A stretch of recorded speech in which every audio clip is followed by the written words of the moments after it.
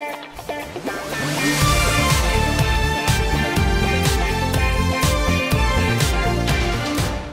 guys, welcome back to the channel for another episode review. We are talking about episode 23, Secret of the Wolf. Lloyd continues his journey in the Titan mech, and he continues to tell his life story to Red, and then he approaches this area which seems kind of stormy. Meanwhile, Grimfax returns to the Ice Castle where he lies about having achieved victory, and Vex exposes him and encourages the Ice Emperor to punish Grimfax. The Ice Emperor shows him mercy and then declares that he is going to punish the stranger in green for trying to overthrow him. To do this, he creates a giant rock monster which attacks Lloyd in the Titan mech, and so they fall off some cliffs and stuff, but eventually Lloyd defeats the rock monster. However, Red is wounded, so he wraps a bandage around him. They go to sleep, and Lloyd wakes up the next day sleeping next to Akita, and has the shock of his life when he discovers that Red is actually a human. So they have this weird dynamic that we'll talk about later in this video where they tease each other and stuff, but eventually Akita decides to tell Lloyd her own life story. Meanwhile, the Ice Emperor pulls an Omega and bangs his staff on the ground and awakens the Ice Dragon, and the prisoner watches as the dragon flies off to punish the village. The Ice Emperor finally returns after having been absent ever since episode 16, and just like the last scene, this new scene with the Ice Emperor, Vex, and Grimfax is really good. I like the Garmadon and Mr. E vibes that I was getting from the scene with the Ice Emperor punishing Grimfax, and what I also think was really strong in this scene, just like in the last scene with the Ice Emperor and Vex, was the voice acting. I love the persuasiveness in Vex's voice, especially the line, "Punish him for his deceit," and then the Ice Emperor, who is pretty cold and robotic in terms of voice, and I think that's definitely really appropriate. The script writing is also pretty good in these scenes, and I like the lines, "He will meet another fate, and you will atone for this." And definitely, as mentioned before, what makes these lines really interesting is the way that they are delivered by the voice actor. And of course, we can't forget soundtracks either, probably the only thing that's been consistently good throughout the entire series. And the soundtracks are awesome in this scene. I love the mysterious, cold feeling that it has, and then the evil rendition of Zane's theme for the Ice Emperor as well is excellent. And then there's also the scene at the end of the episode with the Ice Emperor summoning the Ice Dragon. One thing I like about the Ice Emperor is how he kind of took some qualities of Omega and made them even better, such as kind of that mysterious feeling that he has, and he doesn't really speak much like the Omega. Then there's also the staff banging thing, which I think is a really cool concept and executed very well in both cases. And then there was Vex's evil smile as well, and I like that they included the prisoner watching the Ice Dragon too. Definitely a very nice, scary ending for the episode. Now, breaking away from the Ice Samurai stuff, I think that it's great that Lloyd kept some of his development from Harumi. I'm glad that they didn't just throw away that trust stuff and, basically just abandon it. Ninjago does do that a lot, and I'm glad that this was not one of those instances. Although I do have my problems with them and the way that they're being done, I do think that references and callbacks to past Ninjago events are always welcome, and I like that this season has been doing that with Lloyd and his journey. While references are always nice to see, I do not like the way that they are being portrayed in this episode. The Oni trilogy was Ninjago's darkest installment yet, and Lloyd had a lot of bad stuff happen to him especially.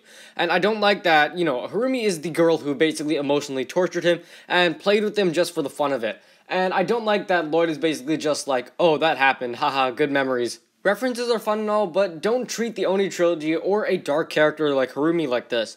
And then we also have the weird Lloyd and Akita dynamic. Akita gets a lot better in the next episode, but I really didn't like her in this episode. No, it is not the accent, but in certain instances, Akita's voice acting just didn't sound right in this episode. It sounds fine in 24 and 16, and her voice acting in general is not bad, but just the delivery of certain lines like "you should be grateful" sounded really annoying. And then we also have the weird interactions between Akita and Lloyd. Again, I'm glad that Lloyd is keeping something from his development with Harumi, but like a lot of other stuff in Season 11, this just feels really dumbed down, and I just don't like the way that Lloyd distrusting Akita was portrayed. In concept, it was a good idea, but I feel like the main issue was it was just way too overdramatic. And I don't like Lloyd and Akita's interactions at all. I just feel like it's just really awkward.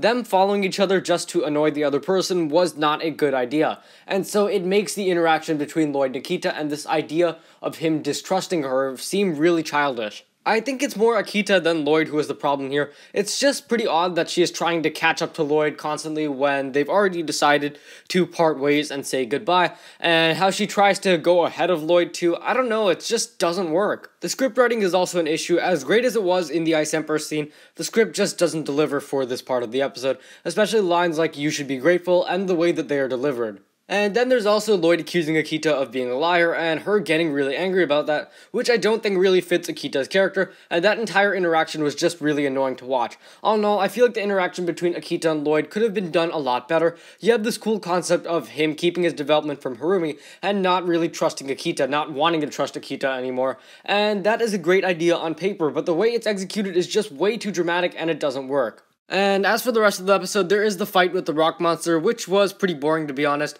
I'm just so sick of these giant monsters. I think this is the third or fourth time this season, and can we just please stop with this? The plot actually wasn't terrible for this episode. I don't like the rock monster fight, and I don't think it was needed. Perhaps they could have done something else, but I think the concept of the rock monster kind of being the thing to expose Akita's true form, as she does get wounded during that fight, is a good idea, and it does work out well. And I'm also glad they're moving the Ice Emperor plot forward, and we're finally getting to see more of him and Vex on screen now. As it happens, the characters are both the best and worst parts of this episode. The Ice Emperor and Vex are easily the best characters of the entire season, and the scenes with them are really good.